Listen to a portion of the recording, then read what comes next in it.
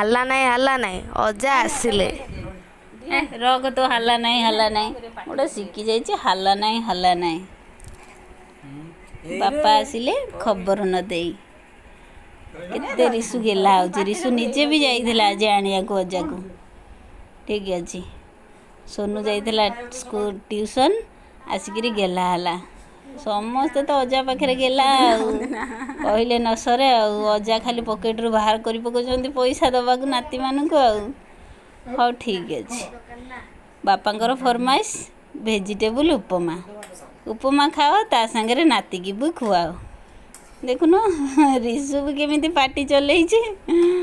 ହଉ, ଆଜି ବାପା ଆମକୁ କିଛି ପ୍ରଶ୍ନ କରିବେ, କାହିଁକି ନା ଆମେ ତ ଆଉ ଗୀତା ଭାଗବତ ସେସବୁ ଆମେ କିଛି ପଢ଼ୁନେ ନା, ଆମେ ଟିଭିରେ ଦେଖିଛେ, ସେଇ ଉପରେ କିଛି ପଚାରିବେ।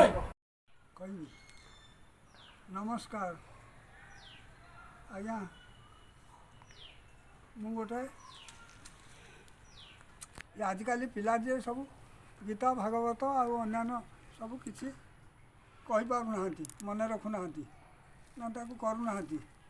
ତେଣୁ ମୁଁ ଗୋଟେ ପ୍ରଶ୍ନ ପଚାରୁଛି, ସେ ପ୍ରଶ୍ନଟାର ଉତ୍ତର କରିବେ। ଉତ୍ତର କଲେ କିଏ କରିପାରୁଛନ୍ତି କି ନାହିଁ ମୁଁ ଦେଖିବି। ସେ ପ୍ରଶ୍ନଟା ହେଉଛି ବଳରାମଙ୍କ ସ୍ତ୍ରୀ ନାଁ କ'ଣ? ଆଉ ଗୋଟେ ପ୍ରଶ୍ନ, ଜଗନ୍ନାଥ ଯେତେବେଳେ ଆସୁଛନ୍ତି ମନ୍ଦିର ଦେହରୁ ବାହାରିକିରି ରଥ ବେଳେ, ଆଚ୍ଛା ସେ କେଉଁ ବାଟ ଦେଇ ଆସୁଛନ୍ତି? କିଏ କେଉଁ ବାଟ ଦେଇ ଆସୁଛନ୍ତି? 22 ପାହାଚରେ କିଏ ଆସୁଛନ୍ତି? ଆଉ